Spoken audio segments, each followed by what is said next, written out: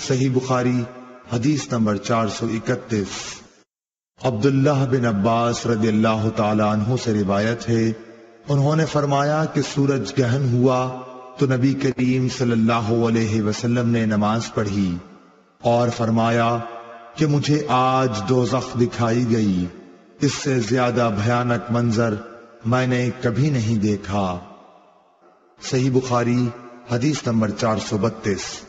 عبداللہ بن عمر رضی اللہ تعالی عنہ سے روایت ہے کہ نبی کریم صلی اللہ علیہ وسلم نے فرمایا، اپنے گھروں میں بھی نمازیں پڑھا کرو اور انہیں بالکل مقبرہ نہ بنا لو۔ صحیح بخاری حدیث نمبر 433۔ عبداللہ بن عمر رضی اللہ تعالی عنہ سے روایت ہے کہ رسول اللہ صلی اللہ علیہ وسلم نے فرمایا، ان عذاب والوں کے آثار سے اگر تمہارا گزر ہو تو روتے ہوئے گزرو، اگر تم اس موقع پر رو نہ سکو تو ان سے گزرو ہی نہیں، ایسا نہ ہو کہ تم پر بھی ان کا سا عذاب آ جائے۔ صحیح بخاری حدیث نمبر 434۔ عروہ بن زبیر نے حضرت عائشہ رضی اللہ تعالی عنہ سے روایت کیا ہے کہ حضرت ام سلمہ رضی اللہ تعالی عنہا نے حضرت صلی اللہ علیہ وسلم سے ایک گرجا کا ذکر کیا جس کو انہوں نے حبش کے ملک میں دیکھا، اس کا نام ماریا تھا، اس میں جو صورتیں دیکھی تھیں وہ بیان کی۔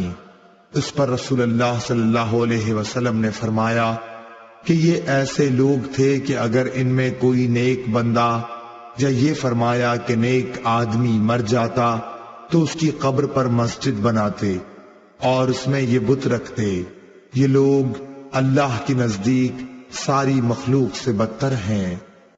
صحیح بخاری حدیث نمبر 437۔ حضرت ابو ہریرہ رضی اللہ تعالی عنہ سے روایت ہے کہ رسول اللہ صلی اللہ علیہ وسلم نے فرمایا، یہودیوں پر خدا کی لعنت ہو، انہوں نے اپنے انبیاء کی قبروں کو مساجد بنا لیا۔ صحیح بخاری حدیث نمبر 438۔ جابر بن عبداللہ رضی اللہ تعالی عنہ سے روایت ہے کہ رسول اللہ صلی اللہ علیہ وسلم نے فرمایا، مجھے ایسی 5 چیزیں عطا کی گئی ہیں جو مجھ سے پہلے انبیاء کو نہیں دی گئی تھیں۔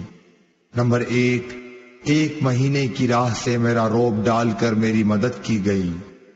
نمبر 2، میرے لیے تمام زمین میں نماز پڑھنے اور پاکی حاصل کرنے کی اجازت ہے، اس لیے میری امت کے جس آدمی کی نماز کا وقت جہاں بھی آ جائے اسے وہی نماز پڑھ لینی چاہیے۔ نمبر 3، میرے لیے مال غنیمت حلال کیا گیا۔ نمبر 4، پہلے انبیاء خاص اپنی قوموں کی ہدایت کے لیے بھیجے جاتے تھے، لیکن مجھے دنیا کے تمام انسانوں کی ہدایت کے لیے بھیجا گیا ہے۔ نمبر 5، مجھے شفاعت عطا کی گئی ہے۔ صحیح بخاری حدیث نمبر 439۔ حضرت عائشہ صدیقہ رضی اللہ تعالی عنہا سے روایت ہے کہ عرب کے کسی قبیلے کی ایک کالی لونڈی تھی، انہوں نے اسے آزاد کر دیا تھا اور وہ انہی کے ساتھ رہتی تھی۔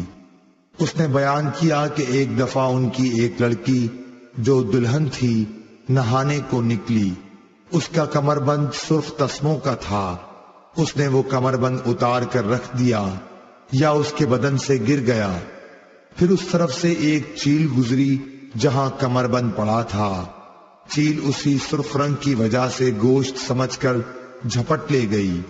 بعد میں قبیلے والوں نے اسے بہت تلاش کیا لیکن کہیں نہ ملا، ان لوگوں نے اس کی تہمت مجھ پر لگا دی اور میری تلاشی لینی شروع کر دی، یہاں تک کہ انہوں نے اس کی شرمگاہ تک کی تلاشی لی۔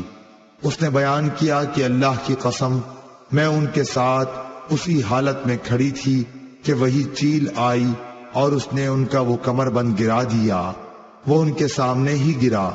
میں نے اسے دیکھ کر کہا، یہی تو تھا جس کی تم مجھ پر تہمت لگاتے تھے، تم لوگوں نے مجھ پر اس کا الزام لگایا تھا حالانکہ میں اس سے پاک تھی، یہی تو ہے وہ کمر بند۔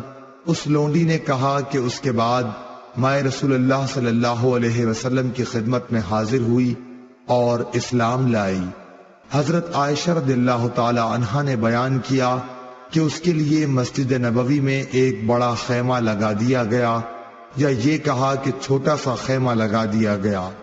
حضرت عائشہ رضی اللہ تعالی عنہا نے بیان کیا کہ وہ لونڈی میرے پاس آتی اور مجھ سے باتیں کیا کرتی تھی۔ جب بھی وہ میرے پاس آتی تو یہ ضرور کہتی کہ کمر بند کا دن ہمارے رب کی عجیب نشانیوں میں سے ہے، اسی نے مجھے کفر کے ملک سے نجات دی۔ حضرت عائشہ رضی اللہ تعالی عنہا بیان فرماتی ہیں کہ میں نے اس سے کہا آخر بات کیا ہے؟